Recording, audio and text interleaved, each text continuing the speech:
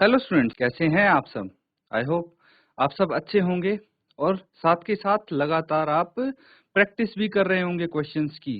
तो बच्चों, कुछ टॉपिक्स हम यहाँ पे कवर करने वाले हैं आपके मैथमेटिक्स के क्लास 10th की, जो कि आपका कंपार्टमेंट के एग्जाम्स में हेल्प करेंगे आपकी। ठीक है, बाकी के आपके स्कूल्स में भी चल रहे होंगे टॉपिक्स, सब का सब आपको रिवाइज जरूर करते रहना घर जाके। तो बच्चों, यहाँ पे हम क्या कर रहे थे, एरिया रिलेटेड टू सर्कल्स के कुछ क्वेश्चन हम करने वाले हैं आज। इसके बेसिक फॉर्मूला कर लिए थे, एक दो क्वेश्चन भी किए थे प्रीवियस सेशन में। अब हम देखिए, जो एग्जाम में आपके क्वेश्चंस आ चुके हैं वो हम करेंगे और उसी के साथ डिस्कस करेंगे कि भाई कितने मार्क्स का क्वेश्चन आ सकता है वो, और कैसे कैसे आपकी मार्किंग होगी। सारी चीजें यहाँ पे डिस्कस की जाएंगी। तो चलिए चलते हैं स्मार्ट बोर्ड पे और क्वेश्चन स्टार्ट। तो बच्चों, इसमें हम सीधा चलते हैं, क्योंकि बेसिक कॉन्सेप्ट आपने कर लिया, फॉर्मूले आपको सबको पता है, तो सीधा क्वेश्चन हम कर सकते हैं। क्वेश्चन समझिए सब, ठीक है।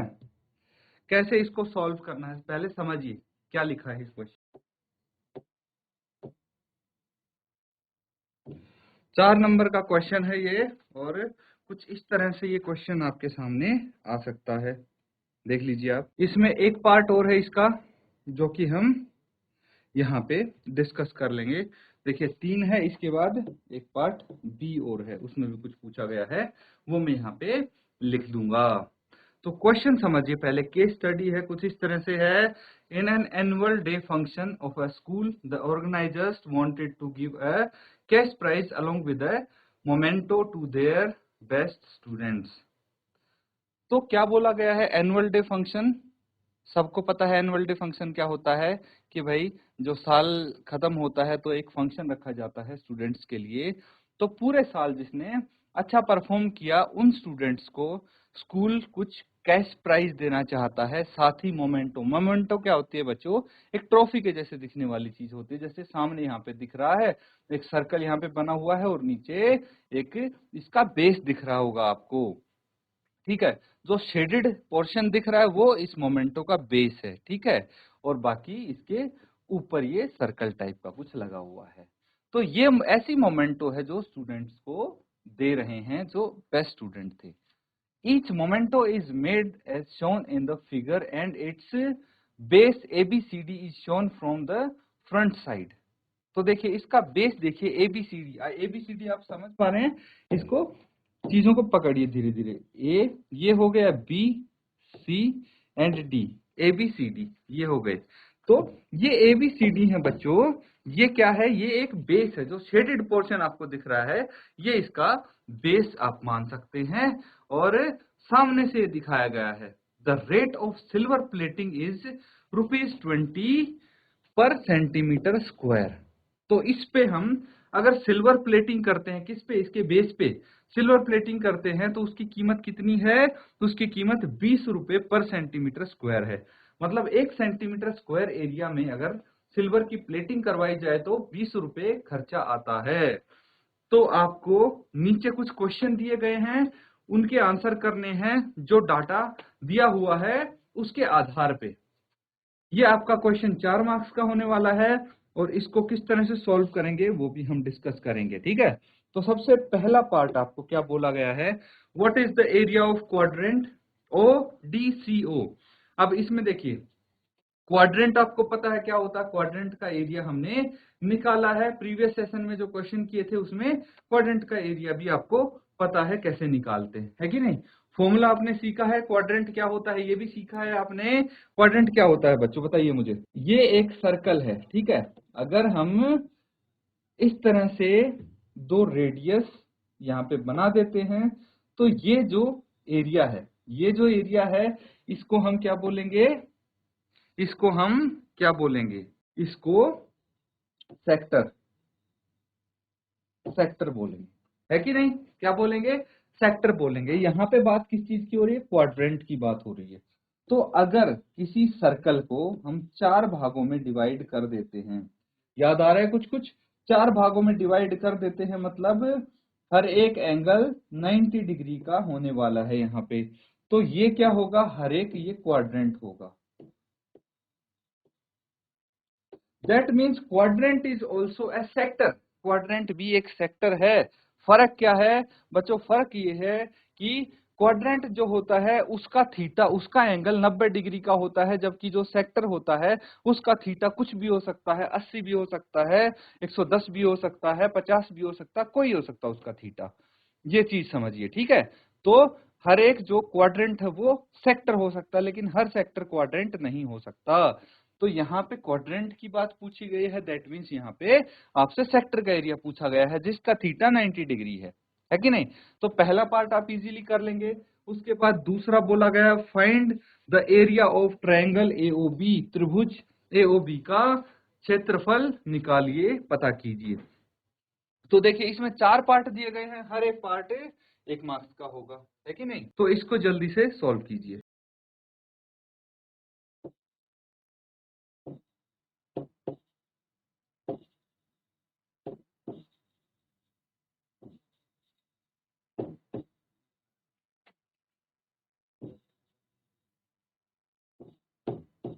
ये है इसका fourth part, what is the length of arc C D, ठीक है। तो बच्चों जिसका आंसर आ जाता है अपना हैंड रेज कर देंगे आप सब, जिसका आंसर आता है वो बच्चा हैंड रेज करेगा अपना। शाबाश, बताइए किसका आंसर आया है, किसी एक पार्ट का तो आया होगा बेटा आपका आंसर। जीआईसी बाबू, बेटा आपका आंसर आया है तो बता सकते हैं। Good afternoon sir. Good afternoon बेटा, शाबाश, बताइए क्या आंसर है। सर 38.5। Very good. तो इसका आपका आंसर आया है फर्स्ट पार्ट का 38.5। आगे क्या है, यूनिट क्या होगी इसकी। Centimetre square. बहुत अच्छे, सेंटीमीटर स्क्वायर, वेरी गुड। बैठ जाएं। तो देखिए ये बहुत सारे बहुत इजी क्वेश्चन आपके सामने आने वाले हैं इस टाइप के, ठीक है। आप बिल्कुल थोड़ा ध्यान से देखेंगे, ये मत सोचना देखते कि क्वेश्चन इतना बड़ा है, क्या कॉम्प्लिकेटेड सा फिगर है, कैसे करेंगे। एक बार आप ध्यान से पढ़ेंगे, क्वेश्चन बहुत इजी है, अलग अलग पार्ट्स में इसको सॉल्व करेंगे हम, तो बहुत आसान रहेगा। अब देखिए जो इसका पार्ट बी है उसमें एरिया ऑफ ट्रायंगल है। अगर आपको एरिया ऑफ ट्रायंगल का फॉर्मूला पता है तो आपके लिए क्वेश्चन बहुत इजी है। एरिया ऑफ ट्रायंगल क्या होता है, हाफ बेस इंटू हाइट होता है, हाफ बेस इंटू हाइट होता है। तो ये फॉर्मूला यहाँ पे यूज कर सकते हैं, बिकॉज इस ट्रायंगल में हमारे पास बेस भी है और हाइट भी है, ठीक है, क्योंकि ये राइट एंगल ट्रायंगल फॉर्म होता है, एओबी राइट एंगल ट्रायंगल है। तो इस तरह से निकाल सकते हैं। चलिए इसको सॉल्व करते हैं हम साथ में, ठीक है। बाकी के पार्ट्स का जैसे जैसे आपका आंसर आए आप बताते रहिए मेरे को। तो अब देखिए यहाँ पे हम फर्स्ट पार्ट करेंगे। इसका फर्स्ट पार्ट क्या है भाई, एरिया ऑफ सेक्टर पूछा गया है, यानी एरिया ऑफ क्वाड्रेंट पूछा गया है आपसे। एरिया ऑफ क्वाड्रेंट, क्वाड्रेंट यानी सेक्टर इसको हम बोल सकते हैं। फॉर्मूला क्या होता है, एरिया ऑफ सर्कल होता है पाई आर स्क्वायर होता है, और सेक्टर का थीटा बाय 360 से इसको मल्टीप्लाई कर देते हैं। अब जहां पे क्वाड्रेंट की बात आती है वहां पे थीटा 90 होता है, तो 90 बाय 360 करेंगे तो ये कैंसिल आउट होके 1/4 आ जाता है। तो आप सिंपली ऐसे भी बोल सकते हैं, एरिया ऑफ क्वाड्रेंट होता है 1/4 इंटू पाई आर स्क्वायर। ये हमने किया था बच्चों, ठीक है। तो आप कैसे भी कर सकते हैं, बात सेम है। चलिए इसको आगे कंटिन्यू करते हैं, आगे सॉल्व करते हैं इसको। तो क्या है क्वेश्चन, क्वेश्चन में एरिया बताना है, पाई कितना है 22/7 है, आर स्क्वायर यानी 7 का स्क्वायर, थीटा कितना है 90 है, और ये 360 से डिवाइड कर देंगे, कितना आ जाएगा, 0 से 0 कैंसिल आउट, 9 एकम 9, 9 चौक 36, और 7 से इसको कैंसिल आउट, 2 दूनी 4, और ये 11 आ गया। कितना आ गया, 11 सत्ते 77/2, या फिर आ जाएगा इसको दशमलव में कन्वर्ट कर लीजिए, कितना आ जाएगा ये आ जाएगा बच्चों 38.5 सेंटीमीटर स्क्वायर। तो पहला क्वेश्चन सॉल्व हो गया है, ठीक है। एरिया ऑफ सेक्टर आपको पता है या फिर क्वाड्रेंट पता है तो बहुत इजीली आप सॉल्व कर सकते हैं। देखिए विद इन 1 मिनट, 1 मिनट से भी कम समय लगेगा आपको इसको सॉल्व करने में। उसके बाद क्या करना है बच्चों, पार्ट 2 देखिए। यहाँ पे आपको ट्रायंगल का क्षेत्रफल बताना है, एरिया बताना है ट्रायंगल का। किसका आया है? वेरी गुड, बताइए। मैंने तो फॉर्मूला भी बता दिया यहाँ पे, एरिया ऑफ ट्रायंगल क्या होता है, फॉर्मूला ही तो लगाना है यहाँ पे, और क्या करना है आपको। चलिए शाबाश, जल्दी से बताइए मुझे। जीआईसी 50 बाबू, centimetre square. 50 centimetre square, very good. अगले वाले पार्ट का भी आंसर आ गया क्या आपका? चलिए जैसे जैसे आपके आंसर आते जाएं अब बताते रहिए। जीआईसी बरोटी वाला, किसी का आंसर आया है स्टूडेंट का? बच्चे कुछ समझ में नहीं आता है तो आप पूछ लीजिए, साथ साथ पूछा करिए, और अगर समझ में आ रहा है तो आंसर आप दीजिए, तभी तो आपको पता लगेगा। अगर आपने इसके फॉर्मूले वाली क्लास अटेंड की होगी तो ये क्वेश्चन करने में कोई दिक्कत नहीं आएगी आपको। मैंने बोला था बेसिक क्लास है, मैंने 2 बार रिवाइज किए थे फॉर्मूले, 2 सेशन में सिर्फ फॉर्मूले मैंने एक सेशन में किए पहले, फिर दूसरे सेशन में वही फॉर्मूले रिवाइज किए। बताइए क्या परेशानी आ रही है बेटा आपको? किसी भी बच्चे को अगर कोई दिक्कत आ रही है सॉल्व करने में या कोई चीज समझ में नहीं आ रही है, मैं हमेशा बोलता हूं आप पूछ सकते हैं, ठीक है। यहाँ पे पूछ सकते हैं, आपकी क्लास में टीचर होते हैं उनसे पूछ सकते हैं, लेकिन बेटा आपको क्लियर करना है ये एग्जाम, ठीक है। जितनी ज्यादा प्रैक्टिस करेंगे आप उतने ही आपके ज्यादा चांस होंगे अच्छे मार्क्स लाने के, ठीक है बच्चों। चलिए इसको नोट डाउन करते रहिए साथ में, और प्रैक्टिस भी करना है घर जाके।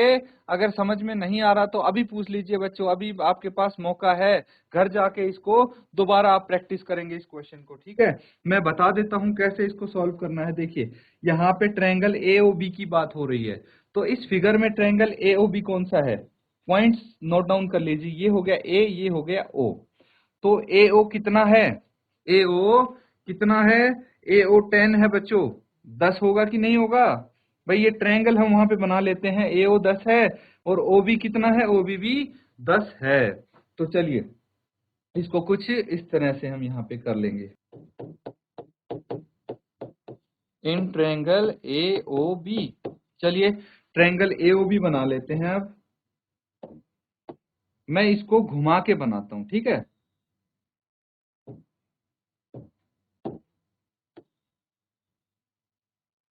कुछ इस तरह से बना लिया मैंने। अब यहाँ पे आपका है ए, यहाँ पे ओ और यहाँ पे बी।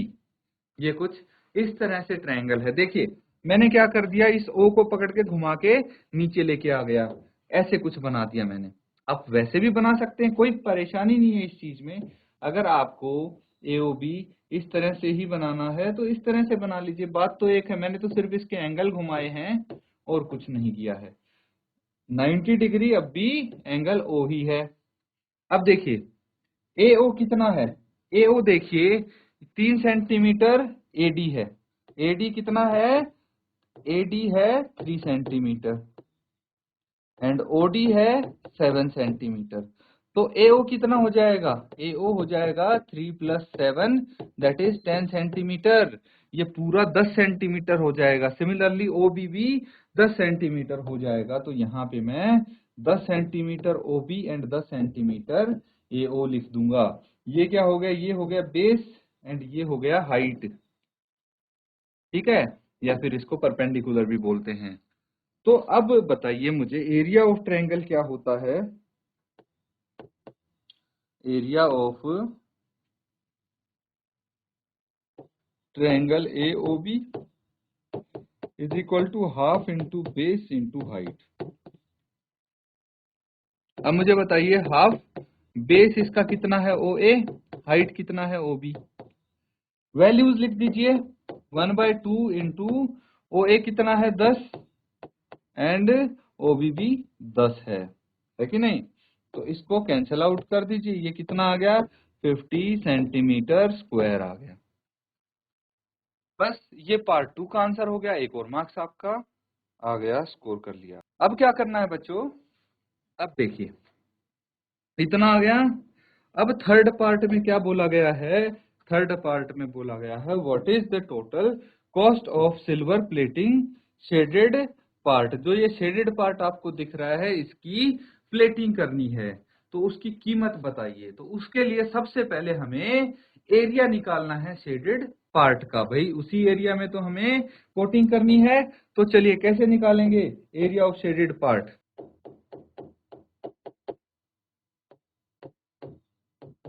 एरिया ऑफ शेडेड, ये आपको पता लगेगा डायग्राम फिगर देख के।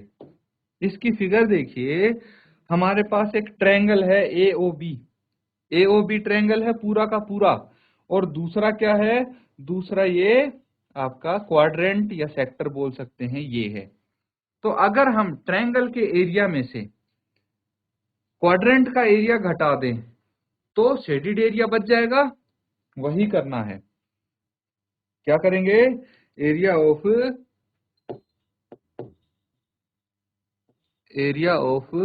Triangle AOB minus area of quadrant,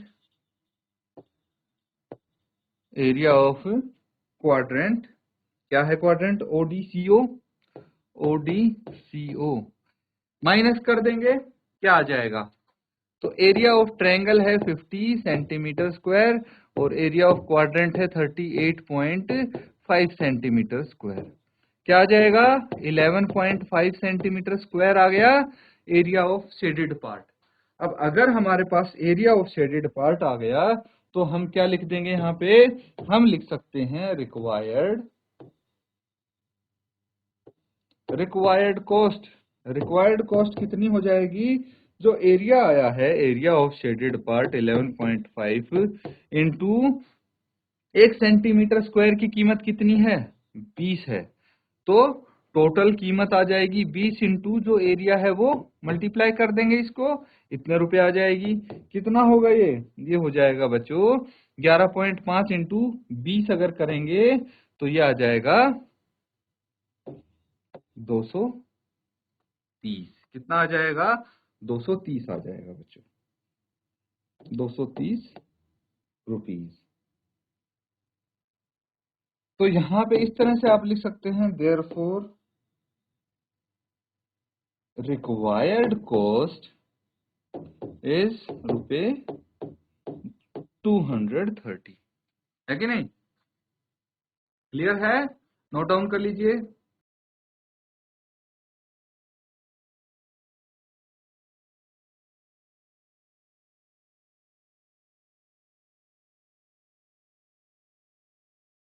last part देखिए, what is the length of arc CD। अब लेंथ ऑफ आर्क कैसे निकालते हैं, इसका भी फॉर्मूला आपको पता है। आर्क कौन सी होगी, देखिए मैं यहाँ पे बता देता हूं, ये हो गई आर्क CD, ठीक है, ये एक सरकमफेरेंस का छोटा सा पार्ट हो गया। तो हम कैसे निकालेंगे,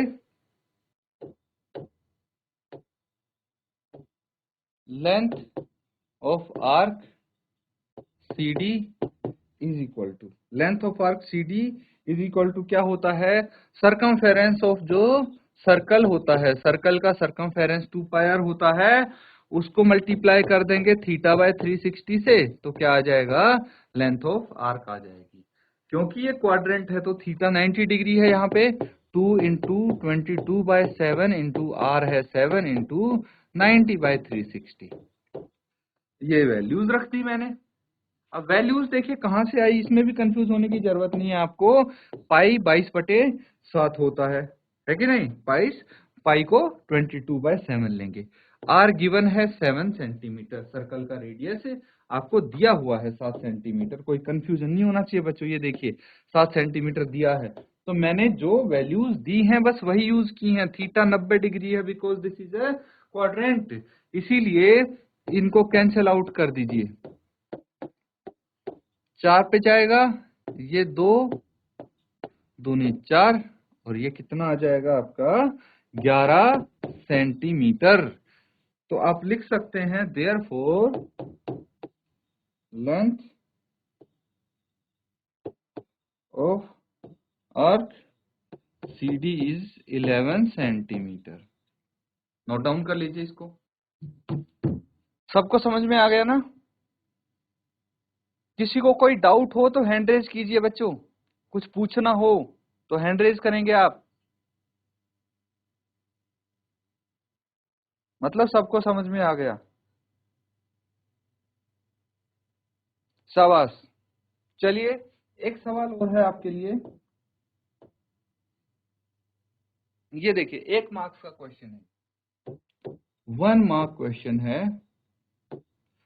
इसमें क्या बोला गया है, इसमें बोला गया है the hour hand of a clock is 6 centimetre long, the angle swept by it between 7:20 AM and 7:55 AM is.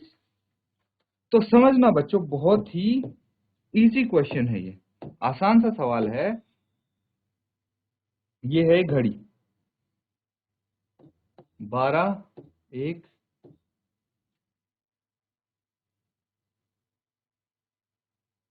2, 3, 4, 5। मैंने नंबर्स बाहर लिखे हैं ताकि कोई कंफ्यूजन ना हो। कुछ इस तरह से हैं। टोटल अंक इस पे 1 से लेके 12 तक लिखे हैं। तो टोटल पॉइंट्स कितने हो गए? 12 हो गए बच्चों, है कि नहीं? अब एक चीज समझना, जो इसका सेंट्रल एंगल है वो टोटल एंगल कितने का है? 360 डिग्री का होता है, ठीक है। एक सर्कल का एंगल 360 डिग्री का होगा। तो यहाँ पे कुछ इस तरह से आपको बोला गया है कि जो आपकी घड़ी का आवर हैंड है,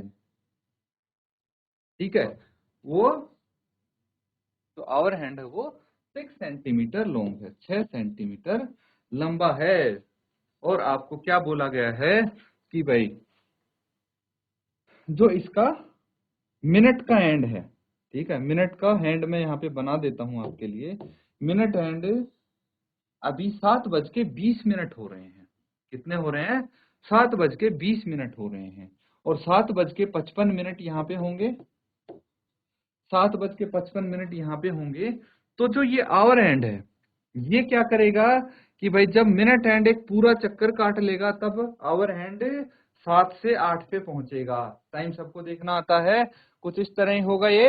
अब क्या करना है बच्चों, आपको बताना है कि जब मिनट का एंड 4 पे से लेके 11 तक पहुंच जाएगा, मतलब 7:20 से 7:55 के बीच में जो टाइम होगा, उसमें जो आवर हैंड है वो कितने डिग्री एंगल स्वाइप करेगा। बहुत इजी है, देखना। अब सबसे पहले मुझे ये बताइए कि जो आपका मिनट हैंड है, क्या है? मिनट हैंड है, वो 1 घंटे में, ठीक है, या फिर 60 मिनट में, 60 मिनट में कितने डिग्री एंगल स्वाइप करता है? 360 डिग्री एंगल स्वाइप करता है, ठीक है। 60 डिग्री में ये 360 डिग्री का एंगल बनाता है 60 मिनट में, ये समझ लीजिए आप, ठीक है। तो 1 मिनट में कितने डिग्री का एंगल बनाएगा? 360/60, 6 डिग्री का एंगल बनाएगा 1 मिनट में, ठीक है। अब यहाँ पे घंटे की बात हो रही है, किसकी बात हो रही है? आवर की बात हो रही है। तो मुझे बताइए कि जो ये आवर हैंड है, आवर हैंड है वो 12 घंटे में 360 डिग्री का एंगल बनाता है। कितना बनाता है? 360 डिग्री का एंगल 12 घंटे में। तो 1 घंटे में कितने डिग्री का एंगल बनाएगा? 360/12, 30 डिग्री का एंगल। 1 घंटे में ये 30 डिग्री का एंगल बनाता है। तो हमें तो 1 घंटा भी पूरा नहीं चाहिए, ठीक है। 1 घंटे में 30 डिग्री का एंगल बनाता है, दैट मीन्स अगर हम बात करें 1 घंटे में कितने मिनट होते हैं? 60 मिनट में, 60 मिनट में ये आवर हैंड की बात हो रही है, आवर हैंड की बात हो रही है। और ये बात हो रही थी मिनट हैंड की। किसकी? मिनट हैंड की। ये मिनट हैंड की बात हो रही थी, ये आवर हैंड की बात हो रही है। तो आप मुझे बताइए कि भाई 1 घंटे में 60 मिनट होते हैं, 60 मिनट में अगर ये 30 डिग्री का एंगल बनाता है तो 1 मिनट में कितने डिग्री का एंगल बनाएगा भाई? 30/60, यानी 1/2 डिग्री का एंगल बनाएगा। सिंपल है भाई। 1 घंटे में 30 डिग्री का एंगल बनाता है आवर हैंड, ठीक है। जो घंटे वाली सुई होती है वो 1 घंटे में 30 डिग्री, यानी 60 मिनट में वो 30 डिग्री का एंगल बनाती है। तो 1 मिनट में 1/2 डिग्री का एंगल बनाएगी। अब मुझे बताइए कि 7:20 से 7:55 तक, 7:55 तक कितना समय हुआ? 35 मिनट। 35 मिनट का समय हुआ, और 1 मिनट में जब घंटे वाली सुई 1/2 डिग्री का एंगल बनाती है, तो 35 मिनट में कितने डिग्री का एंगल बनाएगी भाई? 1/2 गुना 35, दैट इज 35/2 डिग्री, है कि नहीं? 35/2 डिग्री का एंगल बनाएगी। तो कॉन्सेप्चुअल बेस्ड क्वेश्चन है बच्चों, आपको पता लग गया। देखिए ये आंसर बी होगा इसका, होगा कि नहीं होगा? आंसर बी होगा, 35/2 डिग्री का एंगल बनाएगी। ठीक है, नोट डाउन कर लीजिए, किसी को कोई डाउट हो पूछ सकते हैं।